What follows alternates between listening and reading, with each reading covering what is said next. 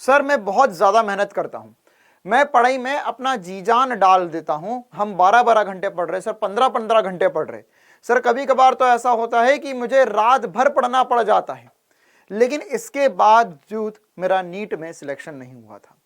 तो क्या सर मैं 12-12 घंटे 14-14 घंटे पढ़ रहा हूं फिर भी मेरा सिलेक्शन नहीं हो रहा है, तो क्या नीट में और ज्यादा पढ़ना पड़ता है?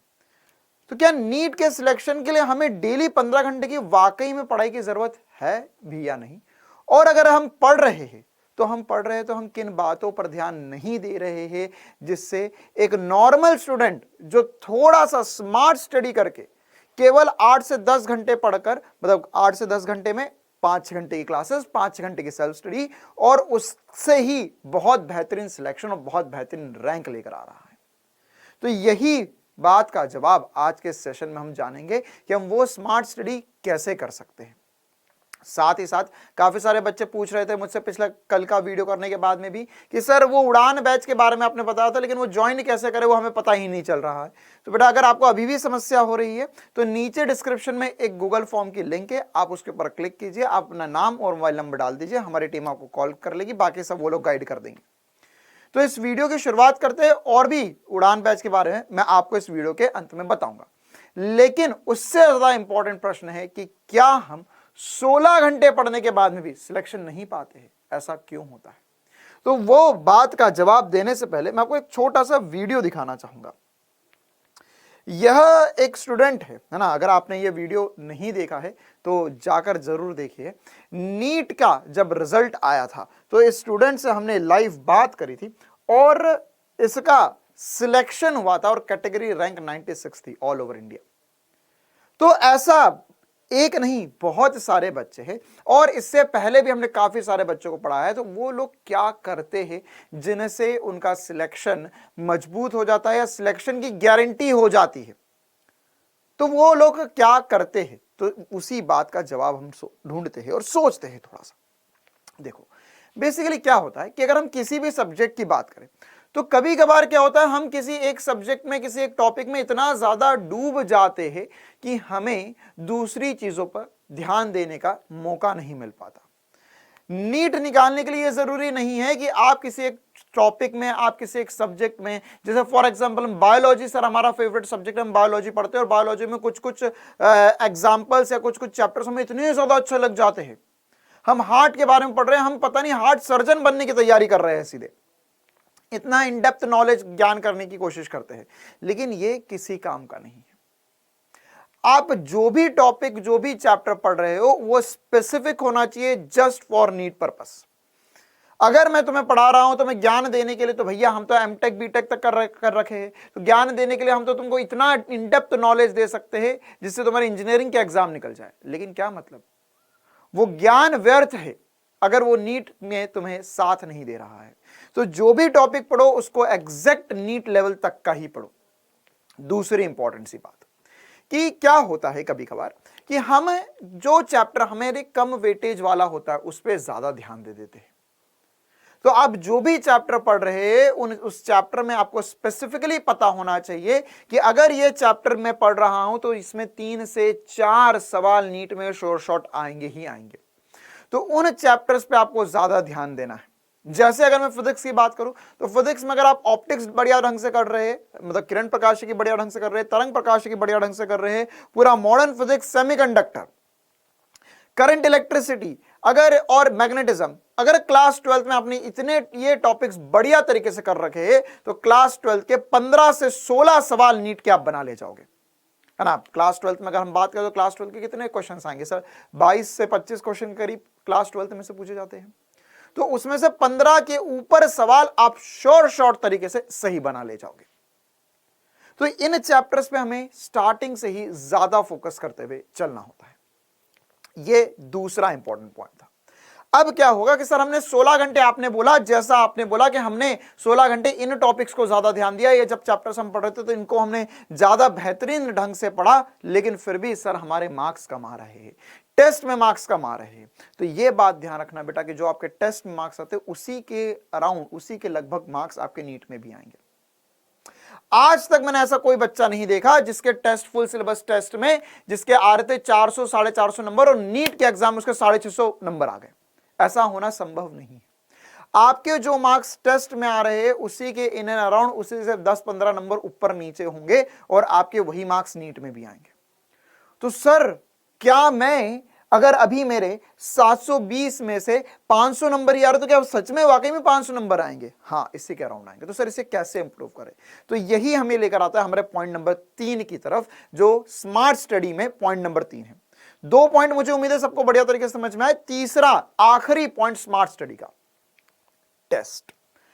हम क्या करते हैं, जब भी हम टेस्ट देते हैं तो टेस्ट ध्यान से नहीं देते। टेस्ट देते समय हमारे मन में ऐसा लगता है कि सर अभी हम इस चैप्टर के लिए ढंग से तैयार नहीं हैं, अभी हम इस टेस्ट के लिए ढंग से तैयार नहीं हैं, हम और ज्यादा पढ़ेंगे फिर उसके बाद में टेस्ट दे देंगे। पहली बात। दूसरी बात, टेस्ट देने के बाद में हम सोचते कि अरे टेस्ट दे दिया, बिगड़ गया मेरा, चलो इस पेपर को हटा दो, हम तो और फिर से आगे पढ़ेंगे या दूसरा चैप्टर पढ़ेंगे या हम अगले टेस्ट पे ज्यादा ध्यान देंगे, है ना? ये भी गलती करते हो। तीसरी इंपॉर्टेंट गलती, टेस्ट देने के दौरान हम उन क्वेश्चनों में उलझे रह जाते हैं जो हमें नहीं बनते हैं और हम उसे जानबूझकर बनाने की कोशिश करते हैं, जिससे हम नेगेटिव मार्किंग भी कर देंगे और हम उसमें समय भी खराब कर देंगे। तो टेस्ट के दौरान ये 3 गलतियां सबसे ज्यादा होती है। तो इनका सर समाधान क्या है? इनका समाधान ये है बेटा, पहली इंपॉर्टेंट बात जो थी हमारी टेस्ट को लेकर कि हम जब पढ़ रहे हैं तो पढ़ते वक्त हमें यह नहीं सोचना है कि यार मेरा सिलेबस खत्म होगा तभी मैं टेस्ट दूंगा, या मेरा पूरा टॉपिक हो जाएगा, पूरा चैप्टर हो जाएगा, उसके 50-100 क्वेश्चन लगा दूंगा तभी टेस्ट दूंगा। आप अपने आप को टाइम में लिमिट करो। टेस्ट अगर संडे को होना है तो सैटरडे तक जितना रिवीजन हो चुका है उसको ही रिवाइज करके उतना ही पढ़ के टेस्ट दो। क्यों? क्योंकि वहां पर तुम्हें हर बार, देखो तुम पूरा पढ़ भी लोगे ना तो भी ऐसा नहीं है कि टेस्ट में तुम्हें कुछ नया नहीं मिलेगा। टेस्ट में तुम्हें हर बार कुछ ना कुछ नया जरूर मिलेगा। अगर हम एक छोटी सी एग्जाम की बात करें, अगर मान के चलो तुम्हारा कल स्कूल का नॉर्मल सा पेपर था, अगर 10वीं तक 9वीं तक थे तो 9वीं 10वीं में हम, या 12वीं 11वीं 12वीं में भी है, तो एक स्कूल का नॉर्मल पेपर है, तो उस पेपर ये टेस्ट है, तो टेस्ट के दौरान हमें टेस्ट के थोड़ी देर पहले या टेस्ट से पहले क्या लगता है कि यार मुझे और थोड़ा टाइम मिल जाता तो मैं ज्यादा पढ़ लेता। मान के चलो आज टेस्ट कैंसिल हो गया, अगले दिन फिर टेस्ट है, तो एक दिन तुम्हें एक्स्ट्रा मिल गया, लेकिन उस एक दिन में भी तुम कुछ ज्यादा ऐसा उखाड़ नहीं पाओगे कि अरे भैया अब तो हमने ऐसा टेस्ट कर दिया कि अगर ये 24 घंटे पहले होता तो मेरे 10 में से आ रहे थे 3 नंबर, अब मेरे आ रहे 10 में से 10 नंबर। ऐसा ना होगा, ऑलमोस्ट उसके लगभग ही तुम्हारे मार्क्स आएंगे हर बार। तो ये बात ध्यान रखना कि देखो तैयारी जो है ना, वो तैयारी ऐसा नहीं कि वो कभी खत्म होगी, वो एक सतत प्रोसेस है, वो आपको बेहतर बेहतर बेहतर बेहतर बनते रहना है। आप कभी जिंदगी में ये नहीं बोल सकते कि मैं आज बेस्ट हूं, ऐसा ही मैं जीना चाहता हूं हमेशा, नहीं। आज आपने आपको बेस्ट बनाया, कल और बेहतर होगा, परसों और बेहतर होगा। तो कभी भी इस चीज का अंत नहीं है, ये एक सतत प्रोसेस है जो हमेशा चलता रहेगा। तो आपको जितनी प्रिपरेशन हुई उससे टेस्ट देना है। दूसरी इंपॉर्टेंट सी बात कि टेस्ट देने के बाद में उस टेस्ट का एनालिसिस करना बहुत ज्यादा जरूरी है। वो अगर आपने 3 घंटे का टेस्ट दिया है तो आने वाले, वो टेस्ट खत्म होने के बाद में आने वाले 3 घंटे 4 घंटे आपको हर एक क्वेश्चन को देखना है कि मेरा क्यों गलत हुआ था, किस लिए गलत हुआ था। अगर मेरे को, देखो 2 ही बातें हो सकती, या तो आपको आता तो आपने कर दिया, और उसके बाद में अगर गलत है तो 2 कारणों से फिर से गलत हो सकता है। आपको टॉपिक में वो बात समझ ही नहीं आई, या आपने कुछ गलती कर दी सॉल्यूशन में। तो वो जो गलती हुई है उसे कम करो, वो गलती फिर से ना हो अगली बार। वो जो आपने गलती कर दी सॉल्यूशन में वो फिर से कभी ना हो। और अगर आपको ऐसा लगता है कि इस चैप्टर में वाला टॉपिक मुझे नहीं आता था तो उसे फिर से रिवाइज करो। तो ऐसे आप टेस्ट को और बेहतर बना सकते हो। तीसरी इंपॉर्टेंट सी बात, टेस्ट में, टेस्ट के दौरान हम कुछ ही क्वेश्चन में फंस जाते हैं, हम उन क्वेश्चंस पे ज्यादा ध्यान देते हैं। ये बिल्कुल नहीं करना है। ये बात आप समझो यार, जो भी क्वेश्चन टेस्ट में आ रहा है वो हर एक क्वेश्चन के नंबर बराबर है। ऐसा नहीं लिखा है किसी भी किताब में, या ऐसा किसी भी परीक्षा में नहीं हुआ है नीट की कि यार आपने ये वाला क्वेश्चन करा, अच्छा बाकी कुछ नहीं करा, ये तूने सही कर दिया, आ जा तुझे डॉक्टर बना दूं। ऐसा कभी नहीं होगा। अगर आपने एक इजी क्वेश्चन करा तब भी आपको उतने ही नंबर मिलेंगे, और आप एक डिफिकल्ट, बहुत डिफिकल्ट क्वेश्चन जो पूरे भारत देश में केवल 8-10 हजार बच्चों ने करा 18 लाख में से, वो भी कर दिया तुमने, तो भी तुमको 4 ही नंबर मिलेंगे।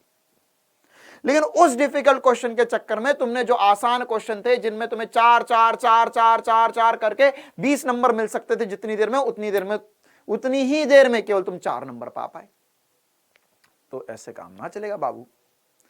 आपको अगर सिलेक्शन करवाना है तो आपको पता होना चाहिए कि यार ये वाला क्वेश्चन पढ़ते ही हाँ ये तो मुझसे बन जाएगा, ये तो मुझसे बनना है, ये मुझसे बन जाएगा। और अगर कभी ऐसा लगता है कि यार ये वाला टॉपिक मैंने पढ़ा है, ये वाला चैप्टर को मैंने ढंग से पढ़ा है, फिर भी क्वेश्चन नहीं बन रहा, तो उसे ईगो पे मत ले, उसे ईगो पे मत ले कि नहीं मुझे तो करना ही करना है, मैं बाहुबली हूं, मैं बाहुबली हूं, मैं तो तोड़ कर ही रहूंगा। नहीं, ये क्या मतलब है?